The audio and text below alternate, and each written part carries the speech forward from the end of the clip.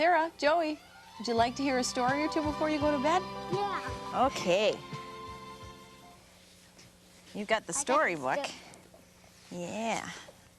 Okay, well, I'll read the story and you guys can look at the pictures, okay? How about this one? Oh, how about that one? Okay, and you can choose the next one. All right. All right. Now, once upon a time... Once there was a woman who wanted a tiny little child, so she went to an old witch. I do wish for a tiny little child. Would you help me? Ah, for 12 pennies I would. I'll give you that. Surely I will. Then take this barley corn. It is not the ordinary seed that chickens eat, nor the kind farmers use. Plant it in a flower pot, and you shall see what you shall see. The woman did just as the witch had told her to do, and soon a delicate flower grew. It looked just like a tulip. What a beautiful flower. I can hardly wait for the petals to open. As she said that, the woman leaned over and kissed the bud. Instantly, the petals burst open, and there inside was the most delicate, tiny little girl, just 1 inch tall. Oh, what a beautiful little thing.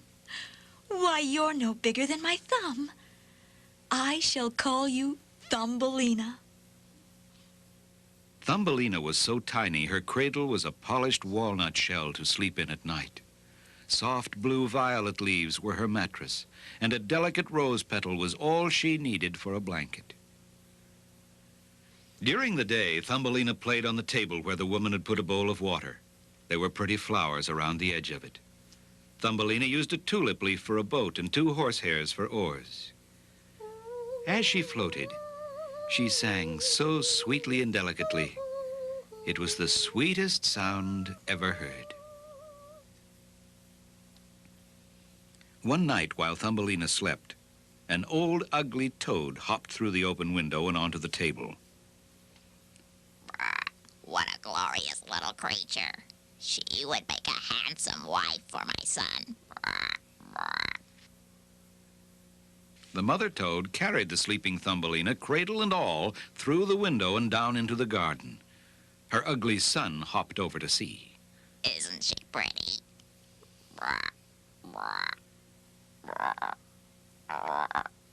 Shh, not so loud. You'll wake her. Now, we'll keep her to become your wife. We must be sure she doesn't get away. The toads put Thumbelina on a lily pad in the middle of the brook. It was just like an island. There was no way to escape. Oh, where is this place? What will happen to me? Good morning, little creature. This is my son.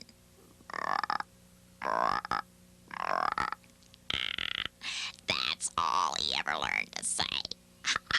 Well, we've been preparing your new home in the marsh. My son will be your husband. The toads took her walnut bed away. Thumbelina cried, for she did not want to live in the marshes with the ugly toads. The fish swimming around in the brook had heard the toads, and seeing the pretty little girl, they felt very sorry for her. The fish chewed the stem, and soon the lily pad began to move and float downstream. Away floated the leaf with Thumbelina on it, far, far away from the toads. It floated past cities and trees, and past birds on branches.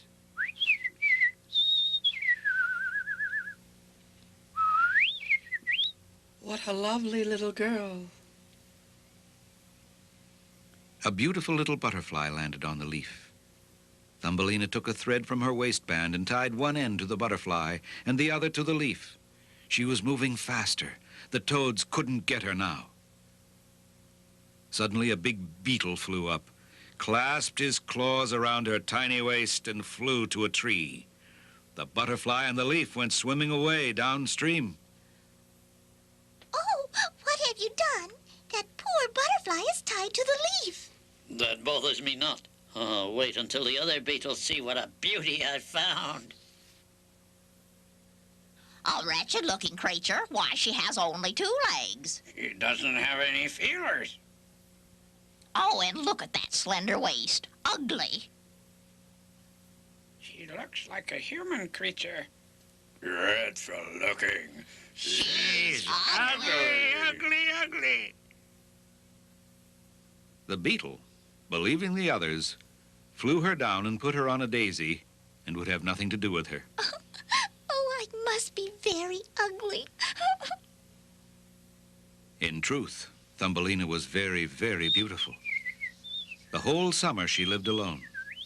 She wove a bed from blades of grass and lived under a clover. She ate honey from the flowers and drank the dew on the leaves every morning. Summer and autumn passed. The birds who sang so sweetly flew away. Trees and flowers shed their leaves, and it became dreadfully cold. By this time, Thumbelina's clothes were nearly worn out. Surely she would freeze.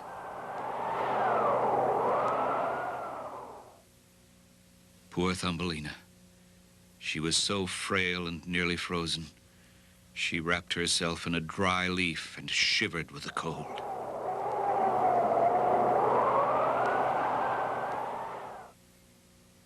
Thumbelina trudged through the biting cold and snow into an old cornfield. She came to the house of a little field mouse. Oh, I do hope someone is home. You poor creature, come into my warm house and dine with me. Thank you, Field Mouse. If you like, stay with me this winter, but you must keep my room clean and tell me stories. I would be happy to do that. Once a week, a neighbor, Mr. Mole, wearing his black velvet coat, visited them. He loved to hear Thumbelina tell stories and sing songs. Beetles, fly away. Beetle, beetle, some other day. Very pretty, my dear. Before long, the mole fell in love with Thumbelina, and the field mouse was indeed pleased. Why, my dear, he is very wealthy. He has many, many rooms in his house, 20 times larger than mine. He'll probably ask you to marry him. How fortunate that will be for you. Mr. Mole had dug a long passage through the earth to his house. Thumbelina could use it whenever she wished, but he warned her not to be afraid of the dead bird in the passage. Why, it's an entire bird in the middle of this passage. Miserable. Miserable to be born a bird. It can do nothing but say tweet, tweet, and then in the winter-time it must freeze and starve. I agree. Ridiculous creatures. During the night, Thumbelina returned to the underground passage with a blanket she had woven of straw and dandelion down to cover the bird. Poor little bird. Perhaps it was you who sang so sweetly last summer. Let me tuck this around you. Then Thumbelina put her head on the bird's chest and was surprised to hear a heartbeat. The swallow was not dead. He was numb with the cold. I will come each day to care for you. Thank you, Thumbelina. You have saved my life. I'm glad. How did you happen to come here? In autumn, swallows fly to the warm countries. If we are late and get cold, we fall to the ground and the snow covers us. Thumbelina nursed the bird until it was well. She brought corn and water on a petal each day. When spring came, she bid farewell to the swallow. Won't you come with me? I cannot. The field mouse would be upset. The swallow flew away through a hole above the passage, which had been covered with snow, into the sunshine. Mr. Mole has asked you to be his wife. You must work hard and weave beautiful garments for your wedding. You will live in his fine home underground forever. It is wonderful. Thumbelina felt very sad. She crept outside when she could to look at the blue sky. She hoped she would hear the song of the swallow, but it did not come back. When autumn came, Thumbelina had her wedding dress finished, and she was very unhappy. I don't want to marry the tiresome old mole. Nonsense. He's a very fine man. Be thankful for your good fortune. Goodbye, son. Goodbye, pretty flowers. I am to live in the earth from now on. Never to... Oh, pretty bird. Here I am. Oh, you've come back. Winter is coming. I am flying to the warm countries. Will you come with me? I don't know what to do. You saved my life as I lay frozen. Let me take you to a beautiful place. With thoughts of seeing the sun and pretty flowers, Thumbelina climbed onto the bird's back. She put her feet on his outspread wings and tied herself to his strongest feathers. High over the forest, seas, and great mountains they flew. When it got cold, Thumbelina snuggled under the bird's feathers, and only her head peeked out, so she could see the beautiful sights below. At last they came to the warm countries, and the sky seemed twice as high. My house is up here and would not do for you. Select one of the flowers down there, and I will take you to it. That's where you should live. Oh, the beautiful white one there. The one by the fallen pillar. A wise choice, Thumbelina. The swallow gently put Thumbelina on the flower. And, to her surprise, there in the center of the blossom stood a handsome man, transparent as if he were made of glass. And best of all, he was no bigger than Thumbelina. Oh, I didn't know anyone already lived here. The King of Flowers thought Thumbelina the most beautiful maiden he had ever seen. He placed his crown on her head and asked her to be his wife. Tiny transparent wings were attached to her back, and now she could fly from flower to flower. From now on, you will no longer be Thumbelina. You are so beautiful, we will call you Maia, Queen of the Flowers. Hip hip. Hip, hip, hip, hip, hooray. Oh, Hip, hip. Hooray! Hooray! Hip, hip, hooray! The lonely little swallow said his goodbyes, and he flew back to Denmark, where he told this story. And that's how we come to know of the adventures of tiny Thumbelina and how she found happiness.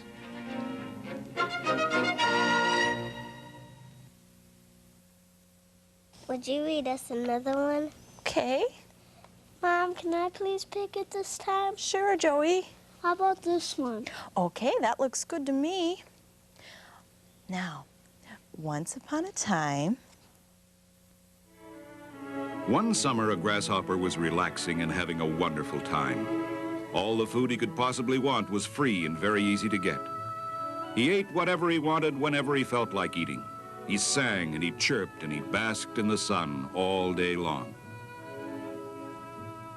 Day after day, the grasshopper rested while his neighbor the ant worked. The ant kept busy the whole summer storing the food that he would need when the winter frosts came and killed the plants and the grass. The grasshopper simply could not understand why the ant was working so hard. Why don't you rest, Ant? It's much too beautiful to work today. Forget about your work. Sit here and rest, and let's talk a while. Oh, I can't stop now. Winter's coming, and my family and I will need a lot of food. You'd better get busy yourself and store some food, too. Winter? Why should I bother about winter? Winter is so far away. Now it's summer, and I'm having a great time. The ant wasted no more time on the lazy grasshopper and went busily on its way. Winter came early that year, and the grasshopper was cold and very, very hungry. He had prepared no place to spend the winter, and he had nothing at all to eat. Meanwhile, the ant family had a cozy, warm place to stay and all the food they needed. The ants had worked all summer, and they had nothing to do now but rest and enjoy their home and the food they had stored for the long, cold winter. and I'm so very hungry. Oh, I'm afraid it's going to be a long, hard winter. Since the grasshopper had stored no food during the summer, all he could do now was search for a few seeds that might be hidden under the snow. Now the grasshopper wished with all his heart that he had listened to the ant. He realized that he had wasted his time during the summer. If he had only stored up some food. At least I've learned my lesson. Hard work is the best provider.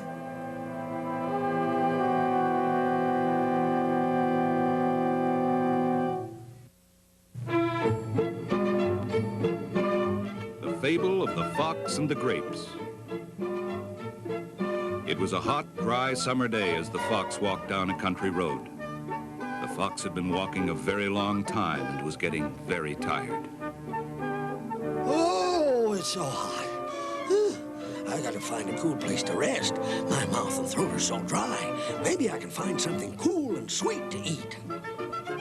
The fox saw the shady grape arbor and thought that it would be a fine place to rest. Then he looked up and saw a large cluster of plump, juicy-looking grapes. Just smell those grapes. I can almost taste them. They're just the thing to make me feel refreshed. The fox stood on his hind legs and stretched himself, trying to reach the grapes. But the plump, juicy fruit was just out of his reach. Then the fox decided to use his powerful legs to spring high into the air and seize the grapes. But the grapes hung on their cool green vine, safely out of the reach of the fox's hungry jaws. The poor fox backed away and took a running head start, thinking that this time he would surely get the cool, juicy grapes. But once again, the fox missed the grapes and dropped back to the ground. The fox thought and thought of a way to reach the grapes, but nothing seemed to work. Each time the fox tried for the grapes, he just missed them. The poor fox spent the rest of the day in vain trying to get the refreshing fruit. It was nearly dark when the exhausted fox limped slowly back to the road. He had had no rest and no grapes. I didn't want those old grapes anyway. I just know they're sour. And so the poor fox comforted himself without realizing that it is easy to dislike what you cannot have.